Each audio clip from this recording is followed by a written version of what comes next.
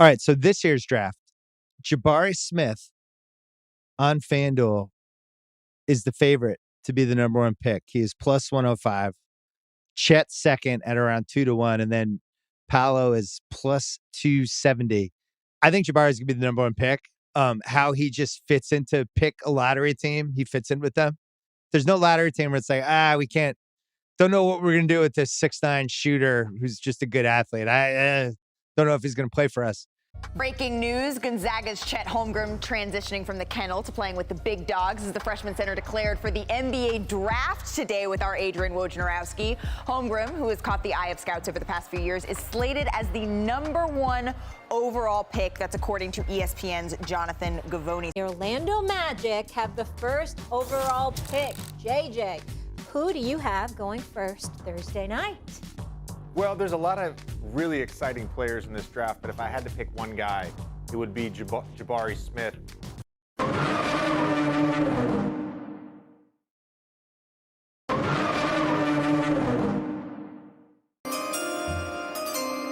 With the first pick in the 2022 NBA Draft, the Orlando Magic select Paolo Banchero from Duke University.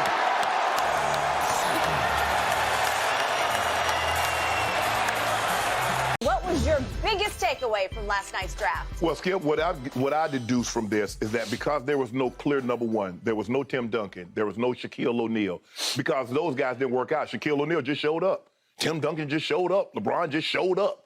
When you don't have a consensus number one, who do we think is going to be the best fit with the personnel that we have? Clearly, they felt that Banchero will be better with that. But when I look at him, I think Jabari Smith, the way he can shoot the basketball, and the way he can defend on the other end, I think right now he's a more complete player and he's ready to more plug and play.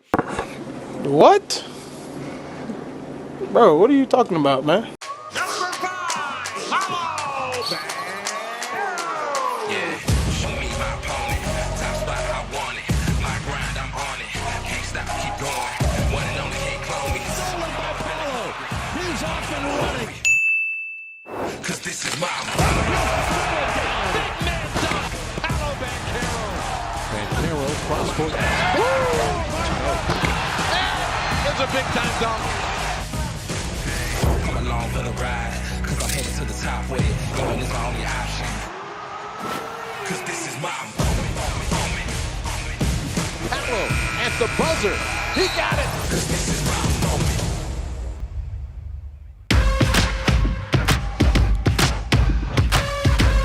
For his accomplishments, on behalf of our partner Kia, we're proud to award Paolo Banchero the NBA Rookie of the Year award.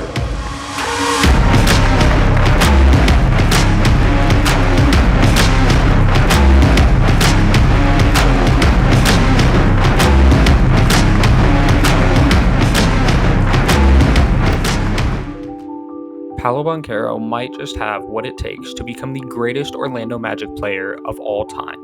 Yo, what is up, everybody? Welcome back to another episode of NBA Now. It's your boy Dom, and we're going to get right into things here today. Now, first off, I'd like to say I appreciate all your guys' support recently on all the videos, and I can't wait to keep making more for you guys. But with that said, obviously we're talking about the Orlando Magic today. We're going to talk about the whole team. We're going to get into the youth, the vets, even though there aren't a lot of those, and kind of where I project this team moving into this following season, and kind of some projections for the younger players, etc. So obviously Paolo is the main guy that we're going to be talking about, but we'll get to him here in a second. I kind of want to deep dive into what's surrounding him, because obviously when you're talking Magic, you're going to talk Paolo, but what else is there, right? And they're decent players. I mean, this team has solid role players that look to be able to develop alongside him. And even currently, they have a guy that looks like he could be a second star next to Paolo, and that's Franz, right? Franz has, I think, surprised a lot of people since getting into the league. Wasn't necessarily a top 5 pick. I want to say he went, 7 to Orlando. He, wasn't somebody everybody was jumping out of the gym to go draft. I know there were certain people kind of in the draft community that were, higher on him than some other people kind of going into the draft, but he wasn't like the most coveted player when he was coming into the league, and he's really made a heck of an early career He was the 8th overall pick. But he's made a heck of an early career so far. Just this last season, he was able to average 18 points per game, play solid defense, played almost all 82. He played 80 games. He can shoot the 3-ball, shot 36%. He is a decent playmaker as well. But with all that said, I'm a little lower on Franz than some people are. Some people think he's one of the best players to build a team around, let alone be a secondary or tertiary star next to another player. I think he's closer to that tertiary range. I think he could be a 3rd star on a championship team, and I've kind of put my foot in the ground on that. I think when you look at somebody like a Chris Middleton or Drew Holiday, I think he can get to that level of player, which that's an all-star level player. That's, a player that most teams in the league are going to want. He's only 21 years old, and so we'll see if he develops beyond what I think he can, closer to what other people are projecting as one of the best young players to build a team around. But I do want to temper that. I do want to temper the expectations there a little bit, because it's very easy that, say, in 2 years, he's only progressed a little bit more. He's only averaging 24 points per game. That's a heck of a player. There are not a lot of players in the league that can average 24 points per game. There wasn't a single player in this whole roster that averaged that much last season, because the highest scorer above Franz was 20 points per game from Paolo, who, like I said, we'll get more into in a minute. But yeah, it's not a slight by any means to say that he can be that good. Could he be better? Yeah. If he's better, is that even better for the game of basketball? Absolutely, because we're in one of the most talented times for basketball in history, if not the most talented. And so the more players that surpass expectations, the better. But I do think it's better to set our expectations a little lower than necessarily higher, right? Because then we're not going to be putting a bust label on a player. We're not going to be disappointed by a player, and we can appreciate their game for what it is. And he's a heck of a player, man. So I'm excited to see what he can do this following season. Again, I expect him to probably pass the 20 point per game mark this following season. And I'll say it now. I think him and Paolo are going to be able to get this team into the playoffs. Or at least a play-in, but we'll get more into that after we kind of cover the rest of the roster. The third guy that I think is really a true kind of locked-in key future guy for this team is Wendell Carter Jr. He's 24 years old. He averaged 15 points per game last season. He can play good defense. He can stretch the floor if you need as a center. And actually, that's something I really want to look at, because when he was in Chicago, he wasn't like a crazy three-point shooter. You could throw him in the corner and maybe he'd hit one. He only shot 18% his rookie year, and the highest that it ever got was, that when he was getting traded from Chicago, those 32 games that he played there, we shot 36%. He hasn't quite gotten to that level, although he's played more games, so it's, it's a lesser volume. It's easier to kind of shoot better at a lesser volume, right? Even though prior to that, he was not even shooting like a 3 a game, right? Gets to Orlando, gets his feet under himself his first season there, right? It kind of struggles a little bit. But then ever since he's been able to, quote unquote, play full seasons there, obviously he only played 62 games and then 57 this last year, which hopefully he can stay a little healthier, but because, that'll just be better for this team, because he's by far and away their best big man on the roster, especially with Mo Bamba gone now. But yeah, he, gets to Orlando, kind of gets his feet under himself, and then he starts shooting 3 threes a game, and he's making them at a, 35% clip last year, which is above league average. And again, being a good defender and being, kind of the anchor of this defense right now, that's good, right? He's going to be on this team for a while. Again, we'll only be turning 25 a little bit towards the end of the season here. So yeah, shout out to Wendell for kind of, really making his mark with the Orlando Magic, because there were questions with him in Chicago of, how good of a player can he be? I think the biggest thing for him, though, is just be on the court, just play games. His most games he ever played was in 2021, 2022, where he played 62 games. But that's just not going to be enough to be, the perfect long-term option for this team. But I do think that, for now, I'd pencil him in as the last guy I have full confidence in being with this roster in 3 seasons, right? Then we get to the big issue, right? So obviously, we've talked about Paolo a little bit, who, again, we're going to really deep dive into in a second. We've talked about Franz. We've talked about Wendell. That's all front court players. We haven't said a single backcourt player as a key, member of this team that we see with the future for sure. And that's because there really isn't. It depends on who you ask, who you would say, who they would say they think has the most potential and who's going to, step it up for this team. Personally, I'm a Markelle Fultz guy. I think Markelle Fultz can do it. I think he's really revitalized his career since getting there. He's not an old player by any means. I mean, when you look at this guy, obviously we know what happened in Philly, obviously. But then he gets to Orlando. He has his best season, plays his most games his first year in Orlando, averages 12 points per game. Then, wasn't exactly healthy, right? So he only played 8 games, only played 18. But this last season was able to play his second most games of his career in a season, which was 60 games. Averages 14 points, shoots over 50% from the field, over 30% from 3, both career highs, as well as being a very solid playmaker for them, getting 5.7 assists, getting a steal and a half, so he's there defensively. He's the last guy I'm looking at to potentially be a lock for this roster. But the thing that kind of happens there is, he just turned 25, 2 months ago, I think. They have continued to draft guards to try to fill that position, to try to find the one guy that's going to really work for them. I mean, you look at a guy like Cole Anthony, who can't bring it defensively, but can be a heck of an offensive, plug. I think he's best suited as like a sixth man type of role, your J.R. Smith type role, come off the bench, make some shots, get in the flow of the offense, etc., right? And I don't think that's a bad thing. There's also like Jalen Suggs, right, who was a guy that people thought should have gone higher than he went in the draft. He went top 5 and has not been able to produce anything in the league. He's struggled so much, and it hurts to see because I think, coming out of Gonzaga, a lot of people were really excited for him, me included, because when you watched him on that run throughout the NCAA tournament, the game winners, the just all the highlights that he was able to do, he looked like he was going to be a superstar once he got to the NBA, and it just hasn't translated. His shooting has been pretty awful. I think he shoots like 30% from the field. I can pull that up real quick. But yeah, I mean, last year he shot 41% from the field, which was an improvement from his rookie season. He also shot 32% from 3, which if he can keep that up, that's at least serviceable there. Again, both improvements from his rookie season. So hopefully that improvement can continue. But it was on less production. He only averaged 9 points per game last season, only played 53 games, wasn't able to get into the starting lineup for even half of those. And so, along with not exactly being a predominant playmaker on this roster, only averaging 2 assists last year, there's questions of, first off, was it the wrong pick? And second off, if he's going to be with this team much longer after his rookie deal, just because with that type of production, you start getting in the range of NBA bust.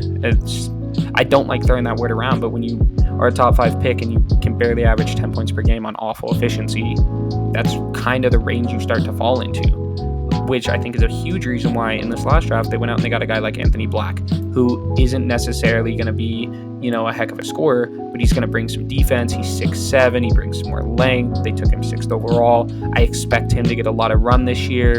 I expect him to be a good player this year, and help kind of contribute to winning, kind of one of those guys that maybe sneaks into the top 5 of a Rookie of the Year race just because the team's going to, show some more success. He might get enough run, be good enough defensively, become kind of one of those analytical guys that people really started to fall in love with.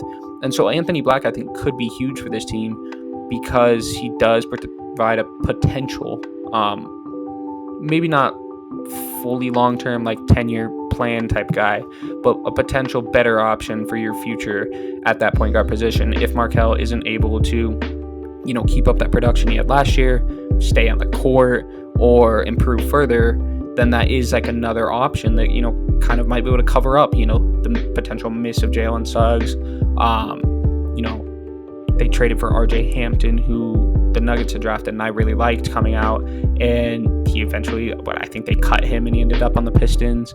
And then again, Cole Anthony just doesn't provide enough offensively to garner his defensive liability to have him as a franchise point guard, right? Beyond that, they also drafted Jett Howard, who I think is going to be a heck of a shooter for this team. He was my favorite shooter coming out of the class. I know a lot of people really liked Grady Dick as a shooter. I think Jett is probably going to be a little bit more consistent for the Magic, and I think because, again, you've seen some of these shooting splits come up from a lot of these players, the 4 is going to be spaced, so he might not get honed in on as much as a guy like Grady Dick, who goes to the Raptors where there's not as much spacing because it's a lot of kind of clunky big wings, right? I think that the Magic roster provides more spacing all the way down to that center position with Wendell, who we just talked about being a 35% three-point shooter last year. So I'd expect Jet Howard to be huge for this team. Honestly, really liked the rookie class. It wasn't, anything phenomenal where you got superstar players. I don't think either of them will be superstars, but I do think that they're going to be able to come in and make an immediate impact with this roster. They're both 6'7", 6'8", so they're going to be able to at least match up with guys. We'll see how much of a defender Jet Howard translates as. I do think Anthony Black, though, will be good on that side of the ball. That's kind of your guard situation, right? It's a lot of question marks. It leaves some stuff to be desired, but I do think it's serviceable enough that it can get you, with that front court that we talked about, into a play-in conversation. Then you have some other question marks on this team. You have a guy like Jonathan Isaac, who, man, if Jonathan Isaac could stay healthy, the world might have world peace. It really sucks because this dude, when he's on the court, he's one of the best defenders in the NBA. But when you look at this guy, he's going to be 26 here in a month or two, so right around when the season's starting, and he hasn't played really since he was 22. He played 11 games this last season, didn't start any of them. The most games he ever played was back when he was 21, and this dude's entering his prime and hasn't been able to touch the floor, right? I think the big thing that people are holding on to, though, is when he was 22 years old in 2019-2020, he only played 34 games, but he averaged 11 points, which was by far a career high for him. He'd shown consistent progression. He shot 34% from three, shot his best from the field at 47%, was, again, one of the best defensive players in the league. He averaged just 1.6 steals and 2.3 blocks and looked like he could be like the next great defender, and he just hasn't been able to stay healthy. So if he can stay healthy, he provides so much more to this team than, I could have a whole video just on what I think Jonathan Isaac could provide to this team. But yeah, he could be an insane defensive anchor for this team. It's just, I don't know if he'll ever really get that opportunity, which is sad to say. It is sad to say. But at the end of the day, injuries are a part of the game, and there's nothing you can really do about that. Beyond that, there's also Chuma Okeke, who's dealt with some injuries.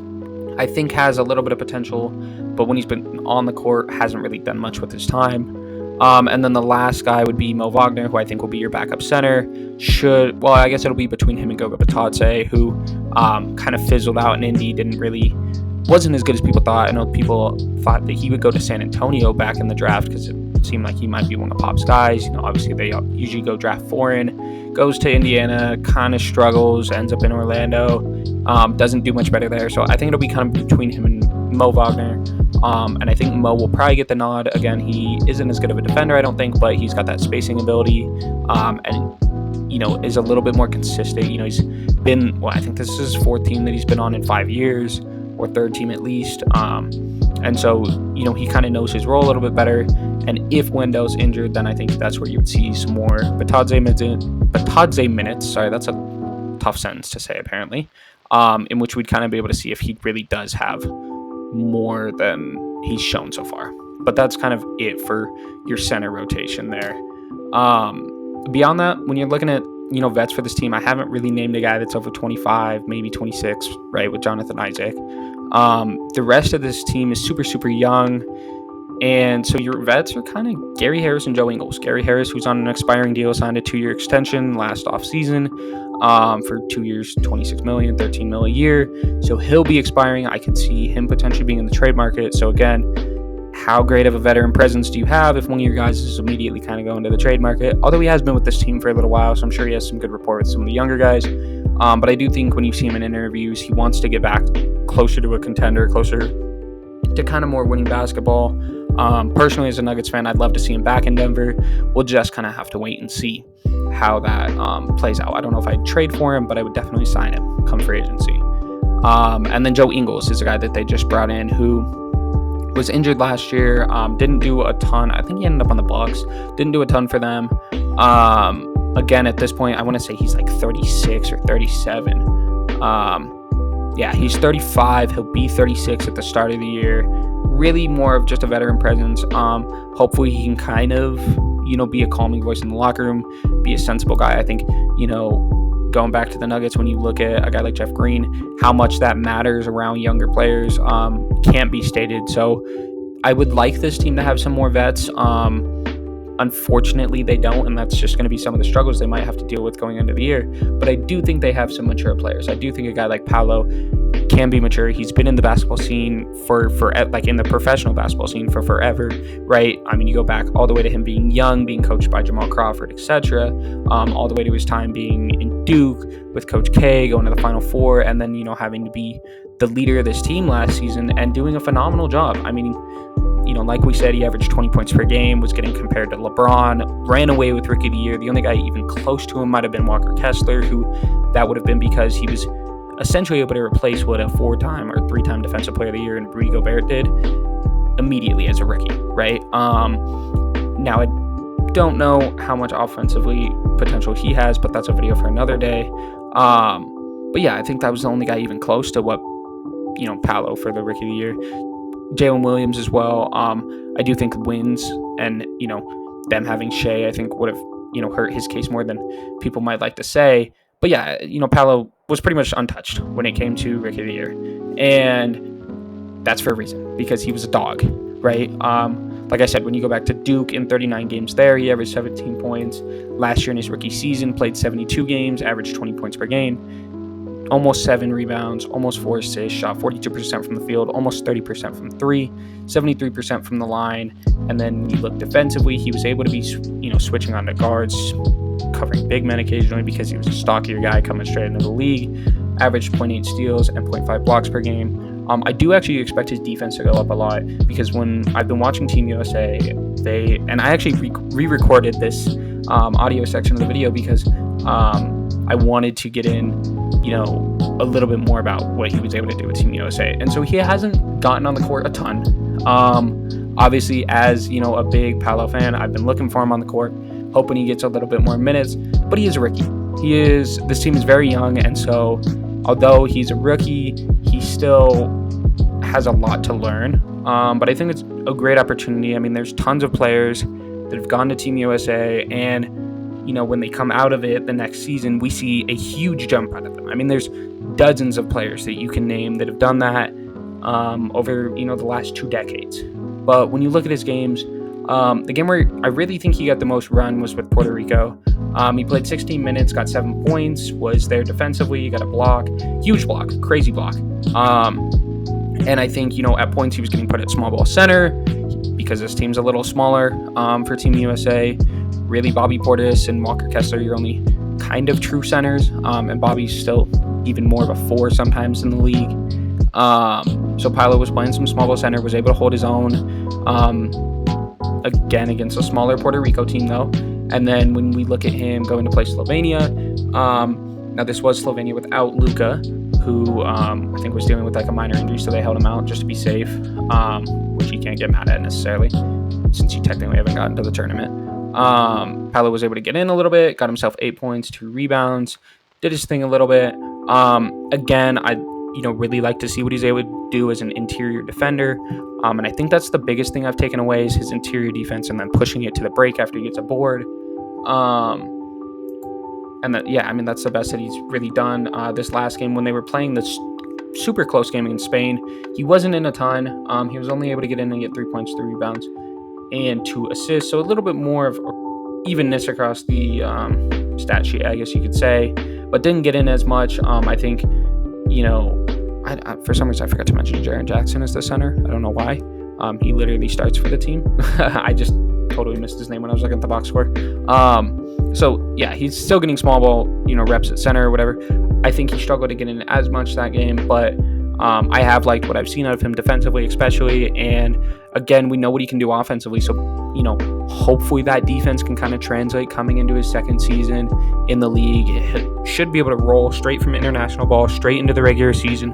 And hopefully that gives him an early flow, which could help this team jump out to an early start, and potentially help them push towards the playoffs, right? Again, when we look at what they did last year, they won 34 games. I want to say they jumped up 12 games from the season prior. And so is it difficult for them to get to 39, 40, 42 maybe, right? I think they'll be around 500. I think bringing in some good rookie guards and year 2 Paolo, along with progression from other young players, is easily enough to get you 6 games. So if I had to put a win total on the 2023-2024 Orlando Magic roster, I would say they're going to win 40 games. They're going to be in the play-in, and they're going to be, playing competitive basketball, which is something super cool to see because it's been a little while for Orlando to truly be a team that has a lot of hope of a future championship or even competitive basketball, right? They haven't really been competitive since, Vucevic was kind of leading them to the 8th seed, and they were, getting beaten 5 games by the Raptors or whatever, right? So it'll be super cool to see that. And yeah, that's kind of what I think this team is going to be able to accomplish this next season. Let me know what you guys think down in the comments down below. Do you guys think I'm underrating what this team can do? Do you guys think I'm overrating some of these players? And who's your favorite Orlando Magic player coming into the 2023-2024 season? Before we go, I do want to throw out a point total for year 2 Paolo. I would say 25 or 26 points per game from the guy. But yeah, with that said, appreciate you guys watching, and I will catch you all next time. Peace out, guys. Good that we got the win, man. We've been working hard, trying to figure it out. That keeps coming. Got to leave the man alone. Leave the man alone.